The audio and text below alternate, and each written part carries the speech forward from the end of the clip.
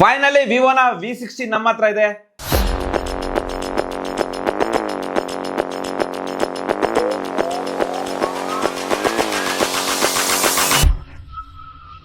ಈ ವಿಡಿಯೋದಲ್ಲಿ ಈ ಫೋನ್ ನ ಅನ್ಬಾಕ್ಸಿಂಗ್ ಮಾಡ್ತಾ ಇದ್ದೀನಿ ಮತ್ತು ಈ ಫೋನ್ ಬಗ್ಗೆ ಡೀಟೇಲ್ ಆಗಿ ಹೇಳ್ತೀನಿ.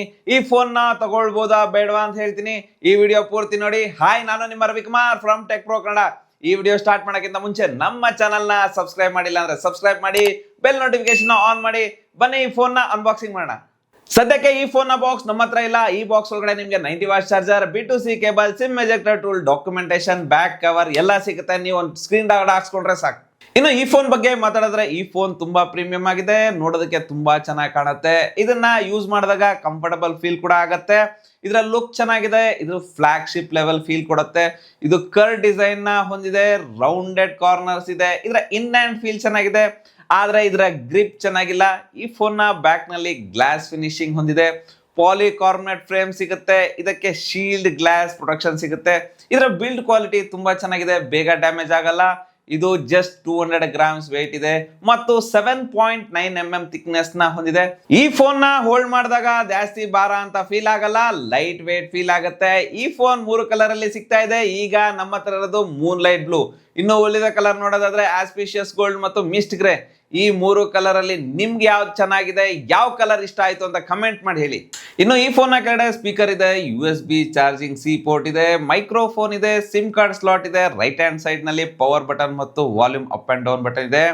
ಫೋನ್ ನ ಮೇಲೆ ಮೈಕ್ರೋಫೋನ್ ಇದೆ, ಸ್ಪೀಕರ್ ಇದೆ ಮತ್ತು ಈ ಫೋನ್ ನಲ್ಲಿ ಡ್ಯೂಯಲ್ ಸ್ಪೀಕರ್ ಸಿಗುತ್ತೆ. ಇದರ ಸೌಂಡ್ ಕ್ವಾಲಿಟಿ ಚೆನ್ನಾಗಿದೆ, ಜೋರಾಗಿ ಕೇಳುತ್ತೆ. ಇದನ್ನ ನೀವೇ ಕೇಳಿ.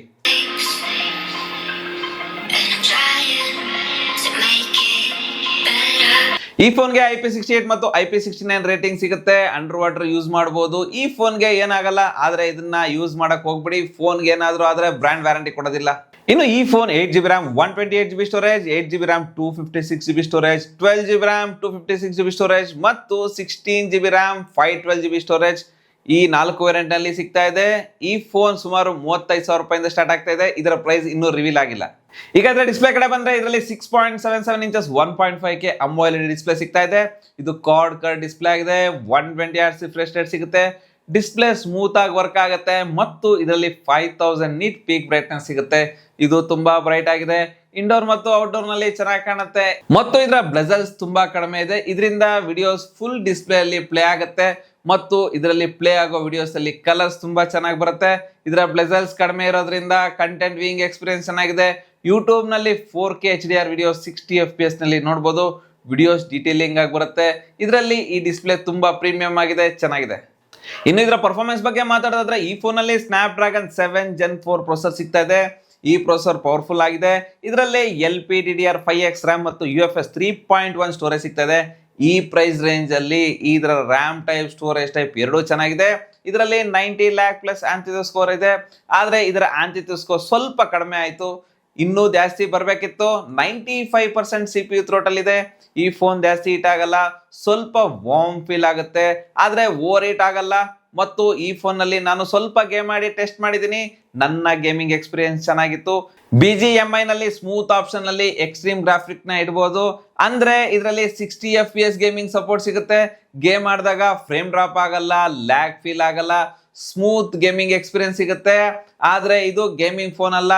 ಇದರಲ್ಲಿ ಡಿಸೈನ್, ಕ್ಯಾಮ್ರಾ, ಡಿಸ್ಪ್ಲೇ, ಬ್ಯಾಟ್ರಿ ಇದನ್ನ ಜಾಸ್ತಿ ಬ್ಯಾಲೆನ್ಸ್ ಮಾಡಲಾಗಿದೆ. ಇದು ಗೇಮರ್ಸ್ಗೋಸ್ಕರ ಅಲ್ಲ, ಆದ್ರೆ ಇದರಲ್ಲಿ ನೀವು ಡೇ ಟು ಡೇ ಟಾಸ್ಕ್ ಆರಾಮಾಗಿ ಮಾಡಬಹುದು, ಯಾವುದೇ ಪ್ರಾಬ್ಲಮ್ ಆಗೋದಿಲ್ಲ. ಇನ್ನು ಇದರ ಸಾಫ್ಟ್ವೇರ್ ಕಡೆ ಬಂದ್ರೆ ಈ ಫೋನ್ FunTouch OS 15 ಮತ್ತು Android 15 ನಲ್ಲಿ ಬರುತ್ತೆ.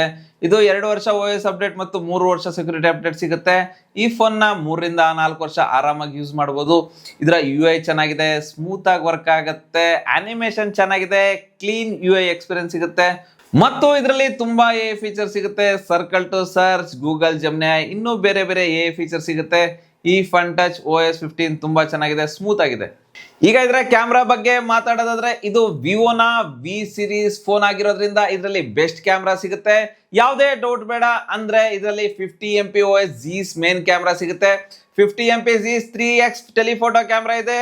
8 MP Zeiss ultra wide camera ಸಿಗುತ್ತೆ. ಇದರಲ್ಲಿ ಫೋಟೋಸ್ ಚೆನ್ನಾಗಿ ಬರುತ್ತೆ, ಡೀಟೇಲಿಂಗ್ ಆಗಿ ಚೆನ್ನಾಗಿ ಬರುತ್ತೆ, ಸ್ಕಿನ್ ಟೋನ್ ಚೆನ್ನಾಗಿದೆ, ಲೈಟ್ ಕಂಟ್ರೋಲ್ ಚೆನ್ನಾಗಿದೆ, ಝೂಮ್ ಮಾಡಿದ್ರು ಫೋಟೋಸ್ ಕ್ವಾಲಿಟಿ ಹಾಳಾಗಲ್ಲ. ಕ್ಲಿಯರ್ ಆಗಿ ಕಾಣುತ್ತೆ. ಇದರಲ್ಲಿ ಟೆಲಿಫೋಟೋ ಕ್ಯಾಮ್ರಾ ಇರೋದ್ರಿಂದ ಇದರಲ್ಲಿ 100x ಝೂಮ್ ಮಾಡ್ಬೋದು. 100x ಝೂಮ್ ಮಾಡಿದ್ರು ಫೋಟೋ ಚೆನ್ನಾಗಿ ಬರುತ್ತೆ, ದೂರದಲ್ಲಿರೋ ಆಬ್ಜೆಕ್ಟ್ ನ ಚೆನ್ನಾಗಿ ಕಾಣುತ್ತೆ.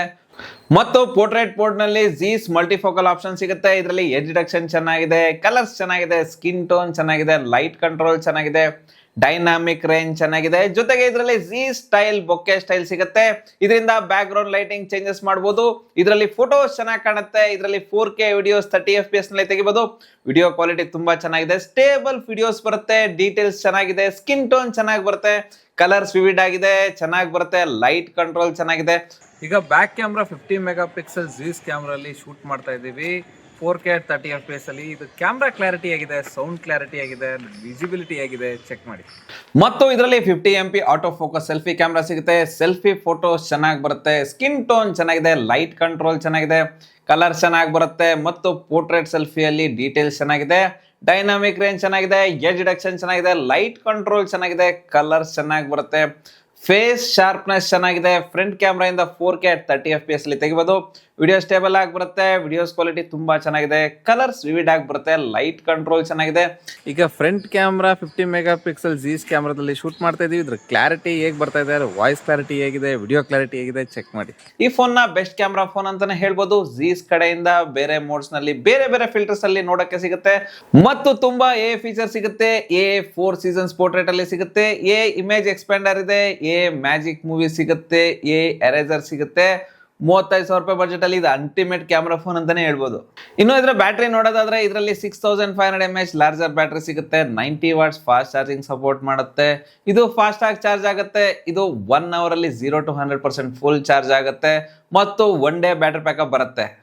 ಇನ್ನು ಇದರ ಸೆಕ್ಯೂರಿಟಿ ಬಗ್ಗೆ ಮಾತಾಡೋದಾದ್ರೆ ಇದರಲ್ಲಿ in display fingerprint sensor ಸಿಗುತ್ತೆ. ಇದು ತುಂಬಾ ಫಾಸ್ಟ್ ಆಗಿ ವರ್ಕ್ ಆಗುತ್ತೆ. ಮತ್ತು ಫೇಸ್ ಅನ್ಲಾಕ್ ಇದೆ, ಇದು ಕೂಡ ತುಂಬಾ ಫಾಸ್ಟ್ ಆಗಿ ವರ್ಕ್ ಆಗುತ್ತೆ, ಬೇಗ ಓಪನ್ ಆಗುತ್ತೆ. ಇನ್ನು ಇದರ ಕನೆಕ್ಷನ್ ಕಡೆ ಬಂದ್ರೆ ಇದರಲ್ಲಿ ಮಲ್ಟಿಪಲ್ 5G ಬ್ಯಾಂಡ್ ಸಿಗುತ್ತೆ, Wi-Fi 7 ಇದೆ, ಬ್ಲೂಟೂತ್ 5.4 ಇದೆ, ಡ್ಯುಯಲ್ ಬ್ಯಾಂಡ್ 4G ಇದೆ, ಮತ್ತು NFC ಸಪೋರ್ಟ್ ಕೂಡ ಇದೆ. ಅಗತ್ಯ ಇರೋ ಎಲ್ಲಾ ಕನೆಕ್ಷನ್ ಸಿಗುತ್ತೆ. ಸೊ ಇದು 35,000 ರೂಪಾಯಲ್ಲಿ ಬೆಸ್ಟ್ ಕ್ಯಾಮ್ರಾ ಫೋನ್ ಅಂತಾನೆ ಹೇಳ್ಬೋದು. ಕ್ಯಾಮ್ರಾ ಫ್ಲಾಗ್ಶಿಪ್ ಲೆವೆಲ್ ತರಾನೇ ಇದೆ. ಇದರ ಡಿಸೈನ್ ಕೂಡ ಚೆನ್ನಾಗಿದೆ, ಪರ್ಫಾರ್ಮೆನ್ಸ್ ಚೆನ್ನಾಗಿದೆ, ಓವರ್ ಆಲ್ ಈ ಫೋನ್ ಚೆನ್ನಾಗಿದೆ. ಈ ಫೋನ್ ನ ತಗೊಳ್ಬಹುದು. ಮತ್ತು ಈ ಫೋನ್ ಬಗ್ಗೆ ನಿಮ್ಗೆ ಅನಿಸ್ತು ಅಂತ ಕಮೆಂಟ್ ಮಾಡಿ, ಈ ವಿಡಿಯೋ ಲೈಕ್ ಮಾಡಿ, ನಮ್ಮ ಚಾನಲ್ ನ ಸಬ್ಸ್ಕ್ರೈಬ್ ಮಾಡಿ. Ravikumar signing off. Thank you, ಧನ್ಯವಾದಗಳು.